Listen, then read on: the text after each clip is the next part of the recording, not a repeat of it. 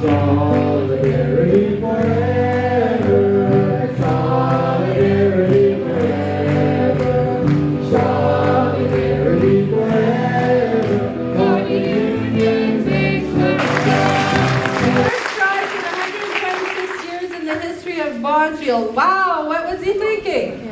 We are now starting in our third month on the picket line, and there has been no word on going back to the table to settle our issues. All we are asking is to have a fair contract, a respectful workplace, free of harassment and bullying.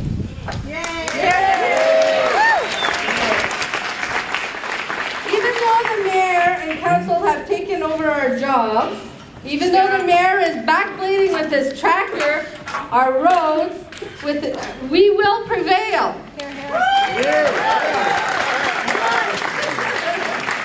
Even though other members of council work the landfill site, apply coal mix during the wee hours of the night, we will remain strong. Even though council is contracting out our positions, we will stand with our heads held high together. Even though we are planning to have a personnel meeting next Tuesday, this dispute cannot be fixed at the personnel meeting. We need to get back to the table to resolve these issues. This strike was 100% preventable. Mayor and council are not only hurting us, they are hurting everybody in our community. This conflict will be felt for a long time after all this is said and done. We will not sign our collective agreement until all of us 5 are reinstated and we have our jobs back.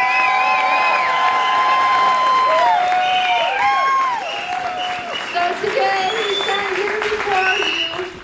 All of you made us stronger and closer than we were 3 months ago. Because we will pick ourselves up, we will dust ourselves off, and we will stand firm. We may be going through hell right now, but we will survive and we will win. We will be here one day longer than mayor and council, and this too shall pass. Thank you for your support and solidarity forever. By thanking the 16 brave women and men who work for the municipality of Bonfield, who are standing up against a bully, standing up for their community, standing up for themselves. But my friends, they are standing up for all working people. When they are standing up for fairness, we owe them a great debt of thanks. And I also want to say thank you to the community of Bonfield, because rarely do we have the kind of support we have here from members of the community who come by the picket line every day, who are supporting our members, more than 1,000 of whom have signed a petition, and they raised over $3,000 for these strikers in one night.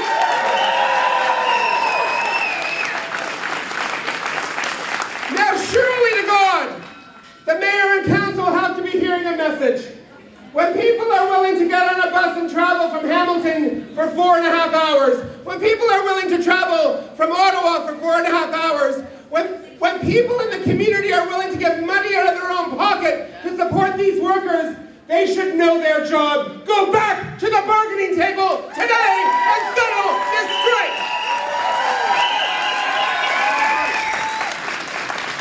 I want to leave you with just one thing. We talked about escalating action. This is not what we want to do. What our members want to do is go back to do the jobs they love, with their friends and their neighbors. That's what they want to do. But by God, we will be here to stand with them.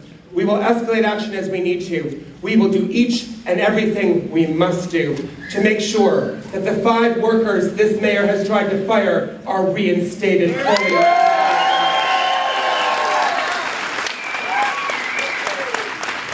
There will be no resolve here without it, and we will be here for as long as it takes. The strikers reminded me of their favorite slogan, one we borrowed from some of our brothers and sisters in steel: we will last one day longer. Sisters and brothers, I want to bring you greetings on behalf of the entire labour movement in Ontario. Joining me today is Sister Nancy Hutchinson, the Secretary Treasurer of the OFL, and Brother Erwin Nanda, Executive Vice President of the OFL, and of course all of the union leaders who have come across this province. And a special shout out, I guess you could say, to the teachers on World Teacher Day for being here in solidarity with the workers in Bonfield. I want to say, my friends, that what's happening in this community is a microcosm of what's happening right across this province. The fights that you're fighting here today are exactly the same battles that we're fighting in our workplaces, whether it be in the private sector or the public sector. The only difference in this particular instance, it's 16 workers, 5 of whom have been abused by this mayor and have been terminated from employment. But I can guarantee you that there will be no collective agreement in this community without the reinstatement of those 5 workers back into full-time employment. And when I say this is a microcosm, what I actually mean is that the battles that we're fighting here, we're fighting right across Ontario. Concessions at the bargaining table, attempting to rip apart our collective agreements, attempting to destroy the labour movement. And your fight is the fight of every worker in this province. And the way we're going to fight this, my friends, is doing exactly what you've done, because you are teaching us a lesson in many ways across Ontario. You are showing us how we ought to fight these battles. And I'll tell you what I mean by that. You are a part of this community. You have galvanized this community. This community has come out to barbecues. This community has stood in solidarity with the workers, with the strikers of QP 4616. And is there any reason why they should not? Because we are of this community. We drive your buses. We look after the elderly in your nursing homes. We look after you in our hospitals. Our teachers teach our children in these schools. We pick up your garbage off the streets. And when we go home in the evenings, we actually run the hockey teams. We're hockey coaches and we're soccer coaches. And we work for United Way. And we collect money on behalf of this community. We are this community, my friends. That's who we are.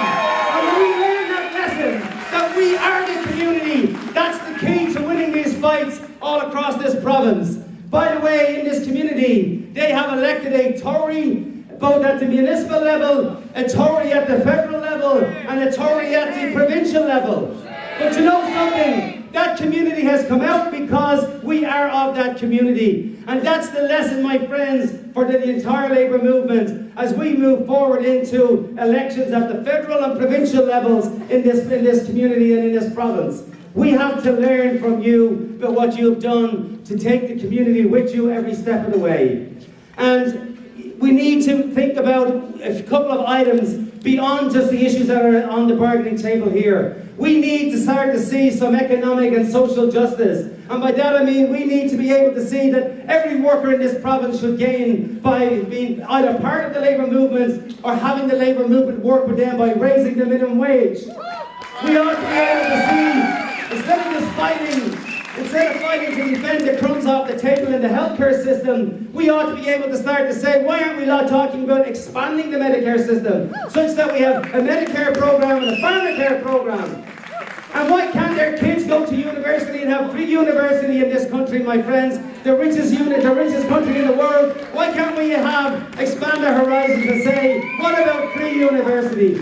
And an expansion of the CPP program. So my friends, let me finish by saying that in many respects, what we've got here, we have an issue of fairness.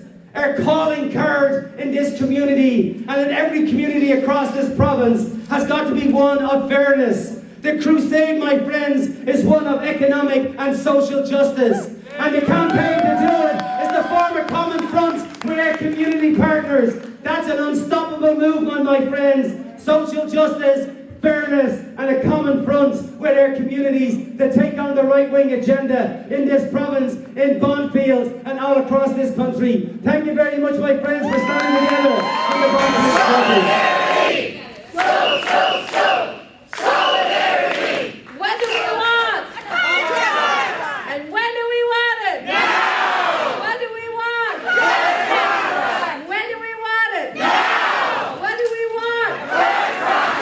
And when do we